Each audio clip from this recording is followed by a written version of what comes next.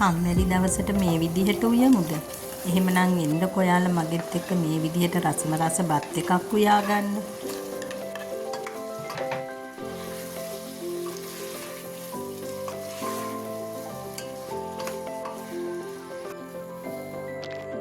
ඉතින් මේ විදිහට වත්ත පහලට ගිහින් රම්පෙ ටිකකුත් කඩාගෙන මගේ කරපිංච ගහෙන් කරපිංච ටිකකුත් මම කඩා ගත්තා.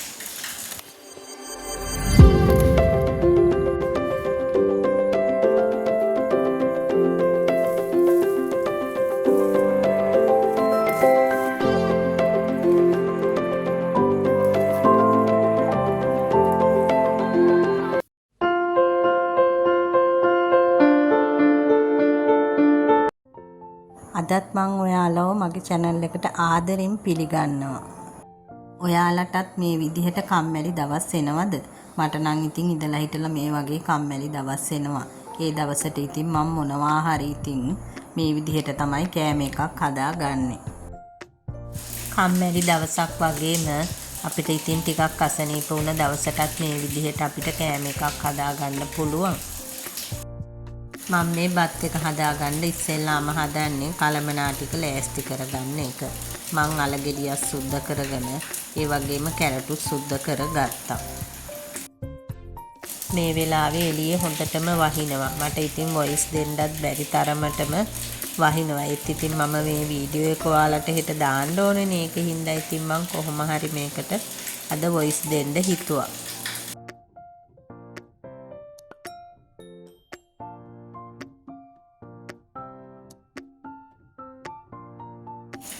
ලුණු ටිකත් මේ විදිහට හීනිවට කපාගෙන කැරටුයි අලයිත් මම පොඩිවට කොටුවට කපා ගත්තා. ඇත්තටම මේ දැන් තියෙන වෛරස් තුන නම් දන්න තියෙන කිසිම කෙනෙකුට හැදෙන්න එපා කියලා මම ප්‍රාර්ථනා කරනවා. ඇත්තටම මටත් දැන් සති දෙක තුනක්ම හැදිලා තාමත් හොඳ නැහැ. මගේ ගුරත් තාම හොඳ නැහැ. ඒ වගේම හස්බන්ඩ්ටත් සනීප නැති වුණා. දැන් එයාට නම් ඉතින් ටිකක් හොඳ වේගෙන එනවා. නමුත් ඉතින් මට තාම හොඳ නැහැ. මොකද ඉතින් අපිට කොච්චර අසනීප වුණත් ගෙවල් වල වැඩ මගහැර ගන්නත් බැහැනේ. කොච්චර අසනීපෙන් වුණත් මේ විදිහට හරි අපිට රසට කෑම එකක් හදලා දෙන්න පුළුවන් නම් අපේ ආදරණීයන්ට අපිට ඉතින් ලබන සතුට තමයි ඒක නේද? මම මේ විදිහට ඉතින් අල ටිකයි කැරට් ටිකයි කපාගෙන චිකන් ටිකකුත් ගත්තා. චිකන් ටික මම මේ හොඳට හොදලා තමයි අරගෙන තියෙන්නේ. ඊට පස්සේ මම මේකට කර්ඩ් ටිකක් දාගන්නවා.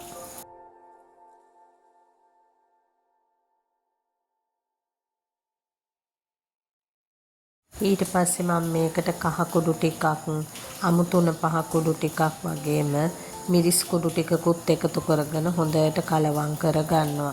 ඊට පස්සේ ඉතින් මම ලුණු ටිකකුත් මේකට එකතු කරගෙන හොඳට ටිකක් වෙලා සීසන් වෙන්න තියලා තිබ්බා.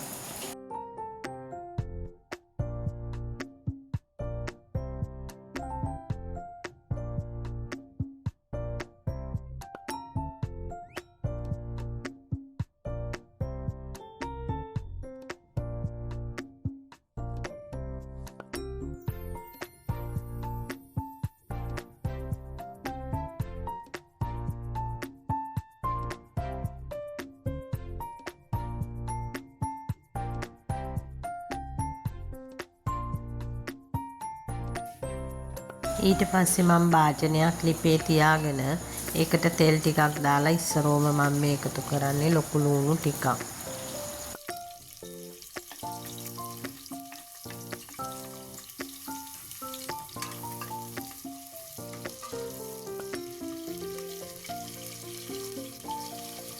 ඊට පස්සේ කුරුඳු පොතු එනසාල් කරාඹු නැටි වගේම තලාගත්ත ඉඟුරු සුදු ලුණු ටිකකුත් මේකට එකතු කරගත්තා.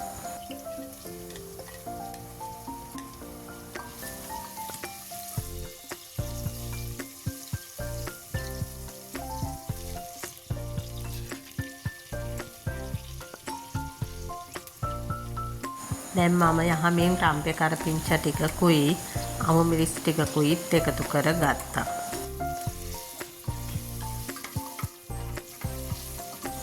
ලුණු පහේ ටික හොඳට ටෙම්පරාදු වුණාට පස්සේ මම මේ සීසන් වෙන්න තියලා තිබ්බ චිකන් ටික මේකට එකතු කරගන්න.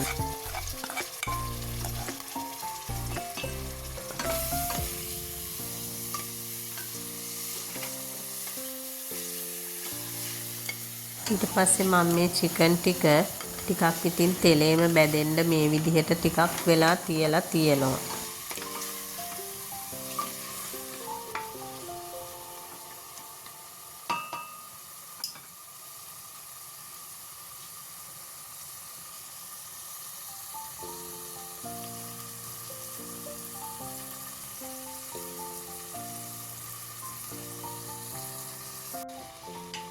චිකන් ටිකක් තෙලේ බැදුනට පස්සේ මම දැන් මේ එකතු කරන්නේ කැරට් ටිකයි අල ටිකයි.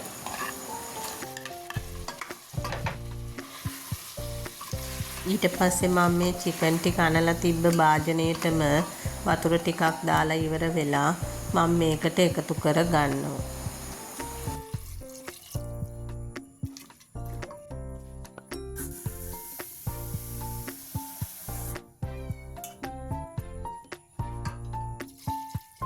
ඊට පස්සේ ඉතින් මම මේ චිකන් ටිකයි අල කැරට් ටිකයි හොඳට තැම්බෙනකල් උයා ගන්නවා.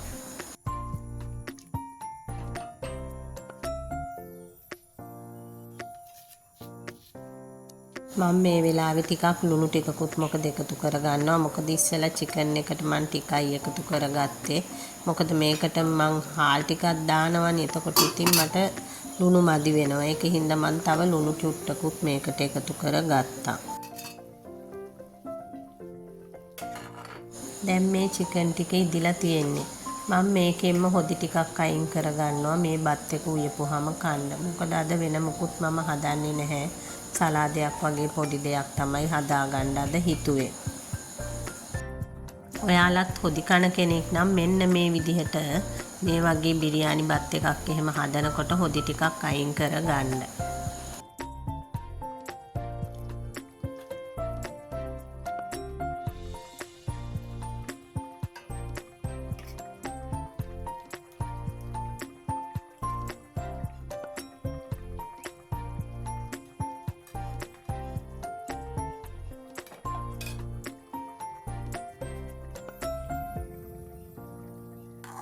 දැන් තමයි මම මේකට හාල් ටික එකතු කරගන්නේ. මම මේ කීරි සම්බාද අරගෙන තියෙන්නේ.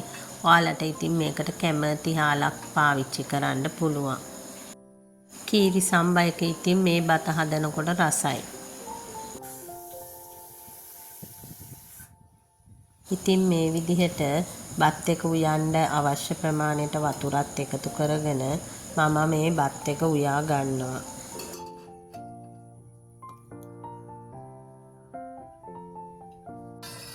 දැන් මගේ බත් එක ඉදිලා ඉවරයි.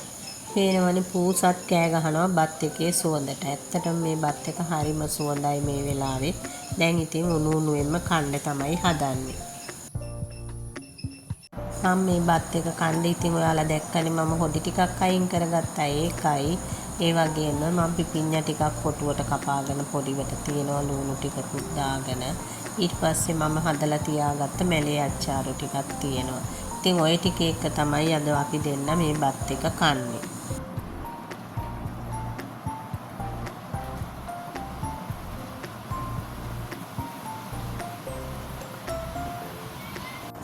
මේ බලන්නකො මෙයත් ඉතින් ඇවිල්ලා මගෙන් කෑම ඉල්ලන්න.